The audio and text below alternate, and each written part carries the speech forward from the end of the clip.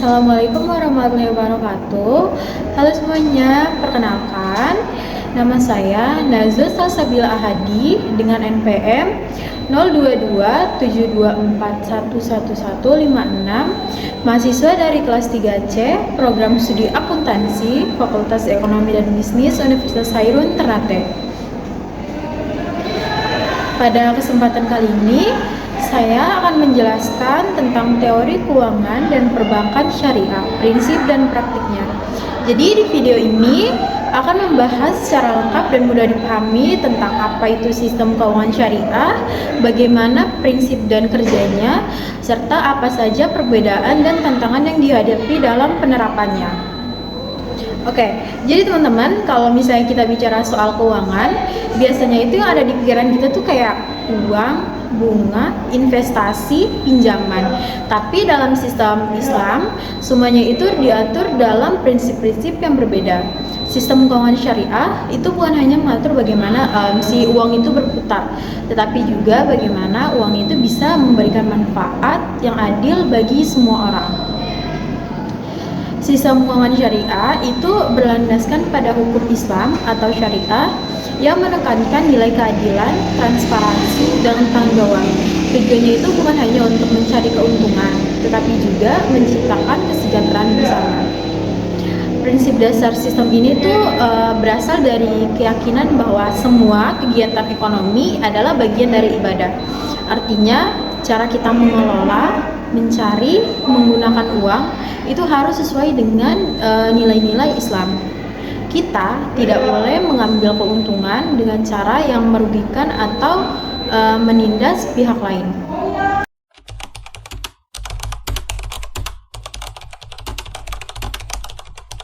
Oke, sekarang kita masuk ke prinsip dasar keuangan syariah. Di dalam prinsip dasar keuangan syariah ada 3 hal utama yang dilarang dalam sistem keuangan syariah. Yang pertama ada riba, yang kedua ada gahrar, dan yang ketiga ada masyir. Yang pertama kita bahas dulu riba.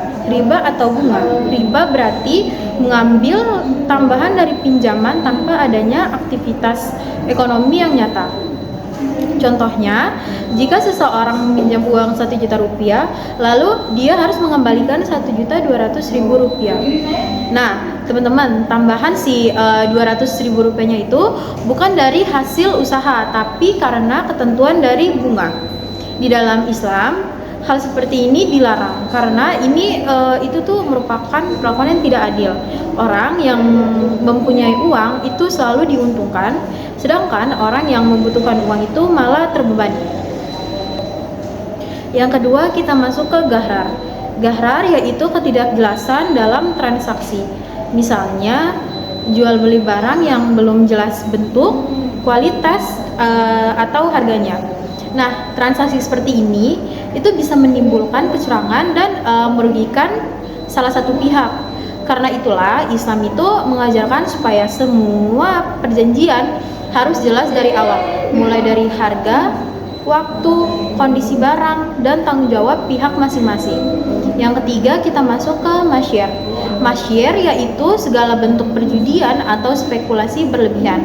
Contohnya seperti investasi tanpa analisis yang jelas, terus hasilnya pun hanya menebak-nebak.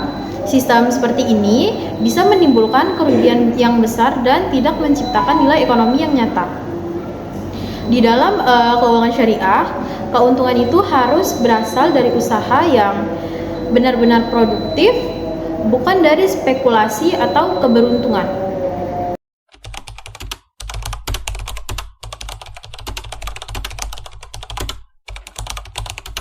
Oke, kita lanjut ke perbedaan sistem syariah dan konvensional. Teman-teman, kalau di sistem keuangan konvensional, itu keuntungan itu dicari lewat bunga. Nah, tapi kalau di sistem syariah, itu keuntungannya itu dicari melalui aktivitas ekonomi yang nyata seperti jual beli barang, kerjasama, dan sewa. Di dalam bank konvensional sendiri, hubungan antara bank nasabah adalah kreditur dan debitur. Jadi banknya menjadi kreditur, nasabah menjadi debitur. Bank memberikan pinjaman dan nasabah wajib mengembalikan lebih banyak sebagai bunganya. Nah, tapi kalau misalnya di bank syariah, Hubungan itu berbentuk kerjasama. Jadi misalnya kalau ada resiko, bank pun ikut menanggung resiko. Kalau keuntungan pun mereka mendapatkan keuntungan bersama. Jadi sesuai kesepakatan yang tadi. Kalau usahanya untung, berarti dua-duanya untung. Kalau rugi, berarti dua-duanya juga ikut menanggung rugi.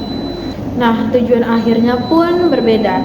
Kalau di sistem konvensional, itu dia berfokus pada si profit maksimal. Tapi kalau misalnya di sistem keuangan syariah, itu dia fokusnya pada keadilan dan keberkahan. Jadi, sistem keuangan syariah bukan hanya mencari untung, tapi juga membangun kesejahteraan dan kepercayaan.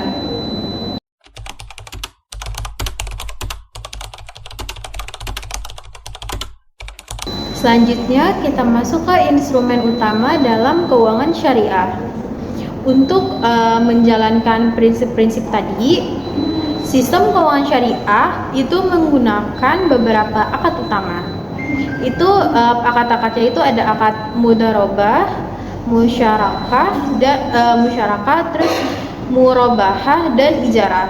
Yang pertama kita bahas mudharabah dulu. Mudharabah ini adalah kerjasama antara pemilik modal dan pengelola usaha.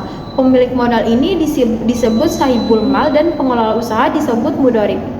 Pemilik modal ini menyediakan uang, sedangkan pengelola menjalankan usaha. Keuntungannya dibagi sesuai kesepakatan awal. Misalnya 60% untuk pemodal dan 40% untuk pengelola. Jadi kalau misalnya usaha rugi, kerugian ditanggung oleh pemilik modal selama kerugian itu bukan karena kelalaian pengelola.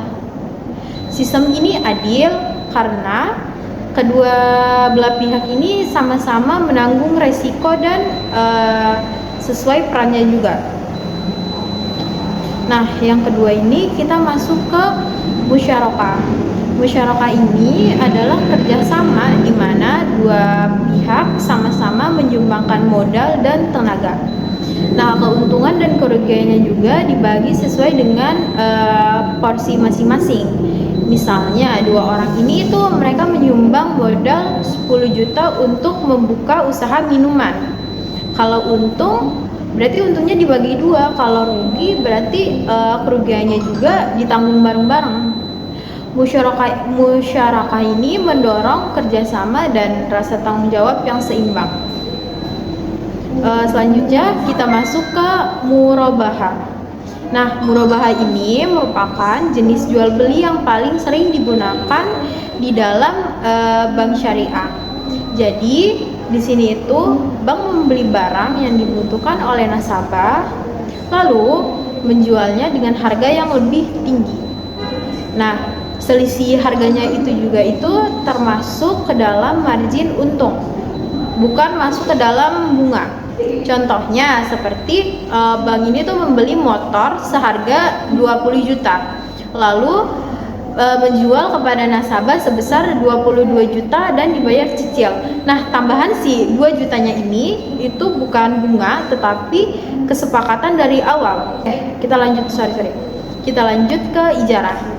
Ijarah ini artinya sewa. Dalam sistem keuangan syariah, bank menyewakan aset atau barang kepada nasabah dengan imbalan tertentu. Misalnya, bank membeli alat produksi untuk disewakan ke pengusaha. Setelah masa sewanya selesai, bisa jadi barang berpindah ke pemilikan kalau disepakati di awal tadi. Sistem ini tuh paling sering dipakai untuk pembiayaan properti, kendaraan, dan atau alat-alat industri. Nah, teman-teman, jadi intinya semua akad dalam keuangan syariah itu dia punya satu kesamaan, yaitu yang pertama, dia tidak ada unsur riba, tidak ada unsur penipuan, tidak ada unsur perjudian. Semua prinsip yang dilakukan ini harus dilakukan dengan prinsip keadilan dan transparansi.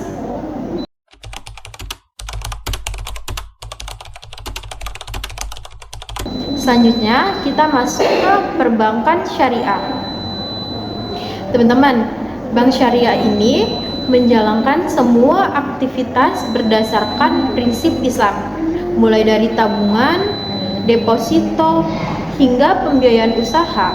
Semuanya ini tuh dilakukan tanpa bunga. Keuntungan diperoleh dari bagi hasil atau margin jual beli yang jelas. Lalu bank syariah ini tuh juga diawasi oleh Dewan Pengawas Syariah atau DPS. Nah, si DPS ini yang memastikan setiap produk dan kegiatan bank syariah harus berjalan sesuai dengan hukum Islam. Selain fungsi bisnis, bank syariah ini juga mempunyai fungsi sosial seperti penyaluran dana zakat, terus infak dan wakaf produksi untuk membantu masyarakat kecil.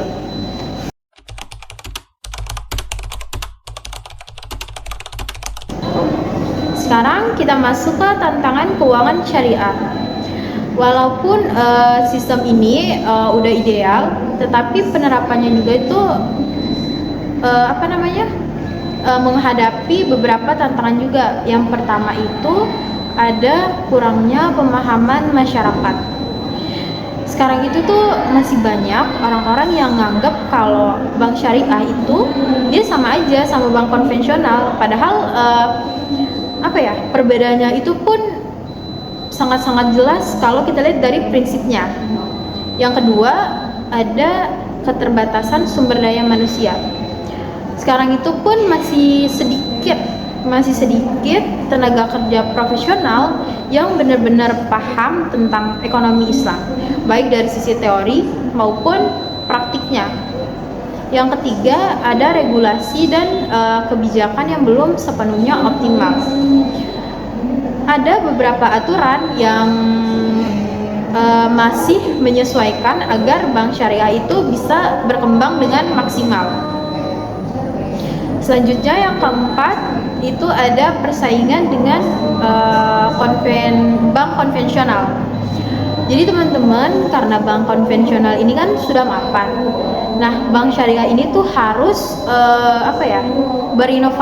bergerak berinovasi agar bisa menarik nasabah tanpa mengorbankan si prinsip-prinsip syariah tadi. Itu.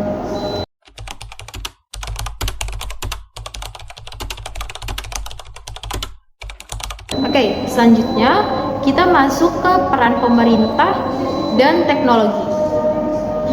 Di Indonesia sendiri, pemerintah Indonesia sebenarnya sudah mendukung penuh perkembangan keuangan syariah. Di Indonesia pun ada lembaga-lembaga seperti OJK, Bank Indonesia, DSN, MUI, dan lain-lain. Nah, lembaga-lembaga tadi itu mereka tuh yang mengatur dan mengawasi seluruh aktivitas keuangan syariah. Jadi agar tetap aman dan sesuai dengan aturan-aturan dalam Islam. Nah, selain itu juga teknologi pun punya peran besar lah.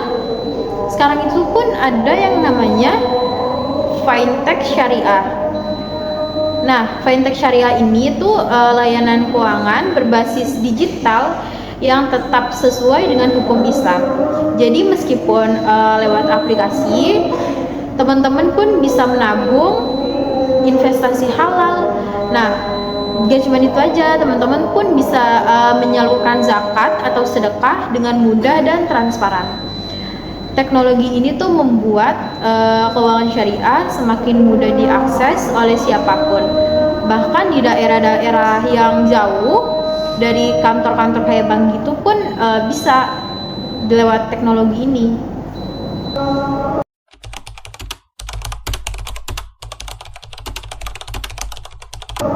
Sekarang kita masuk ke contoh keberhasilan di dunia nyata. Nah, kalau untuk di Indonesia itu kita udah punya beberapa bank syariah. Di Indonesia kita udah punya Bank Syariah Indonesia. Teman-teman bisa tahu BSI. Nah, BSI ini tuh hasil gabungan dari BNI Syariah, terus BRI Syariah, Mandiri Syariah. Nah, si BSI ini tuh dia tuh berhasil memperluas layanan keuangan syariah hingga ke seluruh daerah.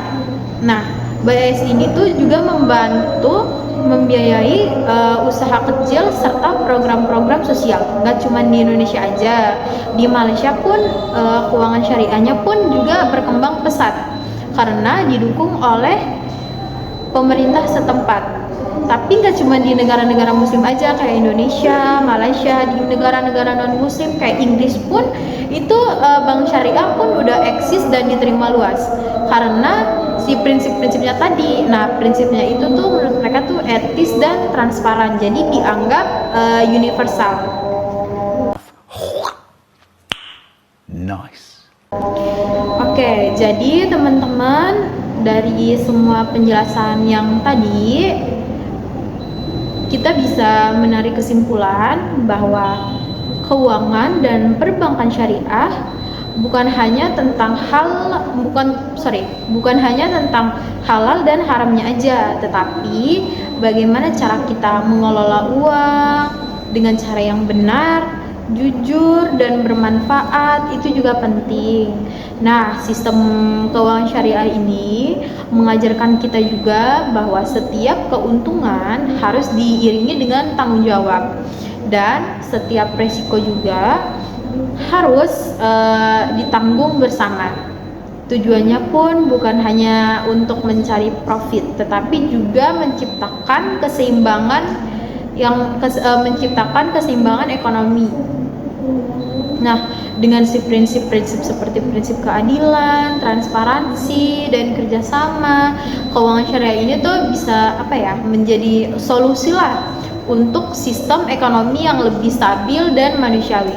Dan mungkin di masa depan dengan dukungan teknologi, regulasi yang baik, itu semoga aja keuangan syariah punya potensi yang besar untuk menjadi pilar ekonomi utama di era global sekarang.